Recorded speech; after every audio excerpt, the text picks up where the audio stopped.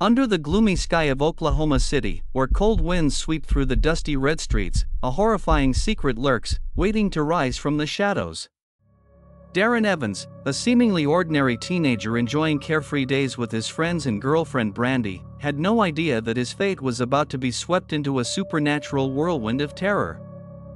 It all began on a fateful day when Brandy's house became the site of a discovery that defied human understanding. A plumber, while digging beneath the damp foundation, uncovered something buried: an old Ouija board, caked in black earth, as if the ground itself had tried to hide it from the light. But what froze his blood wasn't the rotting wooden board, but the 4 filthy glass jars placed at each corner, each one containing the decayed remains of a black bird, dried blood and rotting flesh clinging to the glass walls. The air grew heavy, as if an ancient curse had just been awakened. Trembling, the plumber brought the gruesome discovery to Darren and Brandy. As they carefully brushed away the clinging dirt from the board, faded letters appeared, as though whispering from another realm. The back of the board was pitch black and icy cold, like a door straight to the abyss. Darren, driven by youthful curiosity mixed with a strange premonition, touched the board. At that very moment, a chilling surge shot through his fingers, spreading through his body like something had latched onto his soul. He couldn't explain it, but he knew this thing wasn't a toy. It wasn't a game. It was alive. And it was waiting. A few days later, in the dim shadows of his room, Darren decided to test the Ouija board. A devoted music fan, he hoped to contact Bon Scott, the legendary AC/DC frontman who died from alcohol poisoning. By flickering candlelight, he placed his fingers on the planchette and whispered an invitation into the silence. At first, there was only a deathly stillness. But then, like a cold wind from the beyond, the planchette began to tremble. Slowly at first, then suddenly jerking violently as if pulled by an invisible hand, it raced across the letters, Zozo Zozo. Darren's heart pounded, his breath caught in his chest as he realized he had contacted something not of this world. He quickly tried to end the session, shouting goodbye. But before he could regain control, the planchette flew off the board, smashing against the wall with a force driven by unseen fury. The sound echoed through the room, blending with a raspy, haunting laugh that seemed to come from the darkness itself. Darren bolted from the room, drenched in sweat, his heart racing in sheer terror. He didn't know then that the door to hell had just been cracked open, and Zozo, the malevolent entity lurking within the wooden board, had chosen him as its prey. After that horrifying night, darkness clung to Darren like a living, cold, malevolent shadow. Nightmares began to invade his mind, blurry images of shattered black wings, whispers hissing from the void, and invisible eyes piercing through the night. He would often wake in sleep paralysis, his body frozen as if bound by unseen ropes, unable to scream though his heart roared within his chest. During the day, knocking sounds echoed from the walls, irregular, without rhythm, as if something was testing his sanity. The feeling of being watched haunted him constantly, a cold, unseen gaze lurking from the corners he no longer dared to look back at. But instead of running, Darren was drawn deeper into the spiral of the Ouija board. The haunting turned into a burning obsession, driving him to continue the seances even as fear screamed through his every nerve. He wrapped the board in a piece of purple silk and locked it in his closet, but it refused to stay put. Some days, he'd open the closet and find it gone, only for it to reappear in the most unexpected places, on the floor, under the bed, or lying perfectly placed on the table, planchette ready, like a silent invitation from hell. He swore he would stop, but every time he saw the board, a strange pull dragged him back, as if Zozo was whispering inside his mind, "You belong to me." Then Darren began pulling his friends into the nightmare, including Randy, his best friend, a fellow AC/DC fan who idolized Bon Scott. They held seances in Darren's dingy apartment, where dim lights and cigarette smoke filled the heavy air. Zozo did not disappoint. It appeared, at first pretending to be Bon Scott, answering questions with eerily accurate responses, even asking for a half-smoked cigarette to be placed on the planchette. They watched in stunned silence as the cigarette's tip glowed red, as if an invisible spirit was smoking it, and that raspy laugh echoed again through the room. But the fleeting thrill quickly turned to horror when Zozo revealed its true face. The planchette raced across the board, growling, "F you, Randy. I will take your soul. See you in hell."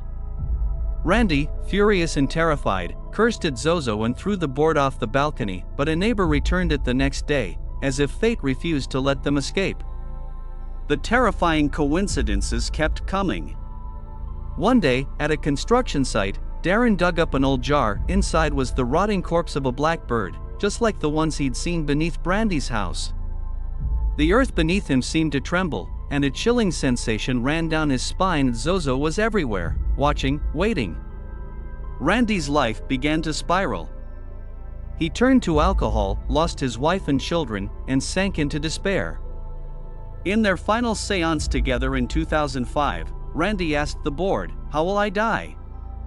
The planchette coldly replied, "In the car. At night. Alone." 2 years later, the prophecy came true. After a night of drinking with Darren, Randy drove home and crashed head-on into a truck. He died on the spot, in the dark, alone, exactly as Zozo had promised.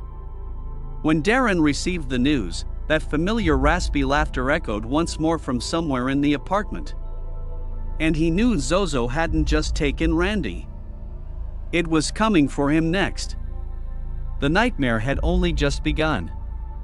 The house in Oklahoma City, where Darren lived with his wife Kathleen and their young daughter, had become a battleground for the most terrifying supernatural warfare.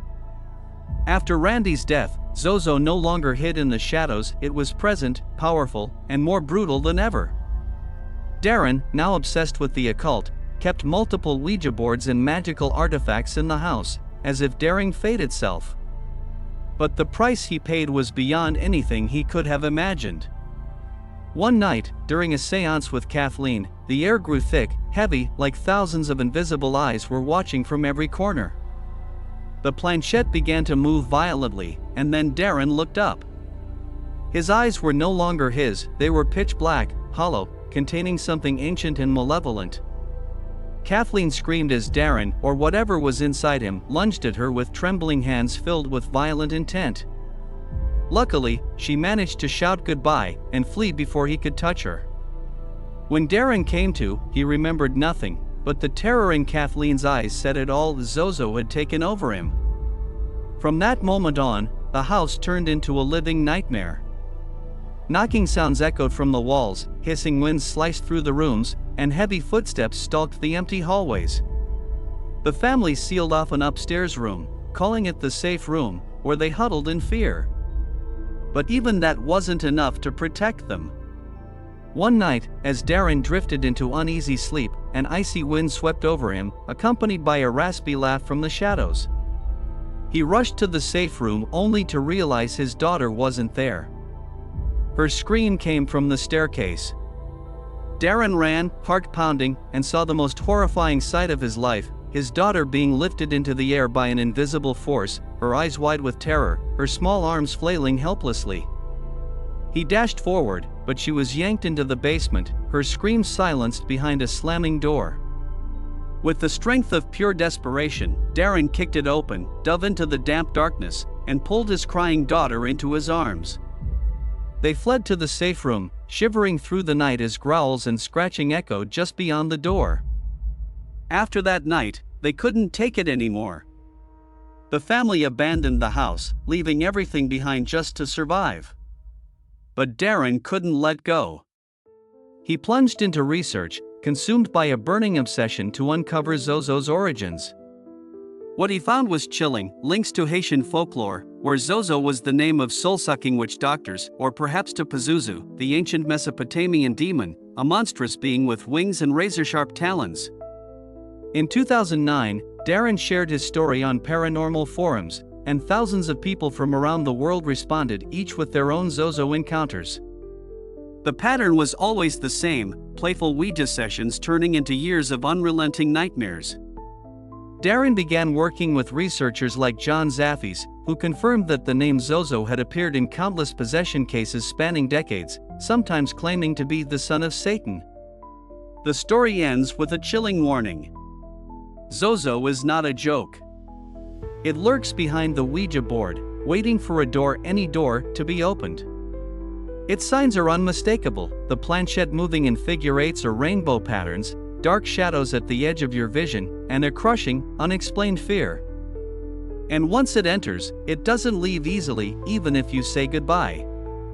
Darren continues his journey writing books, appearing on paranormal shows, but he leaves one final, bone-chilling message. Don't touch the Ouija. There are things in the dark watching you, believing in you, waiting for you to open the door. And in that darkness, Zozo waits, patient, hungry, and ready for its next prey.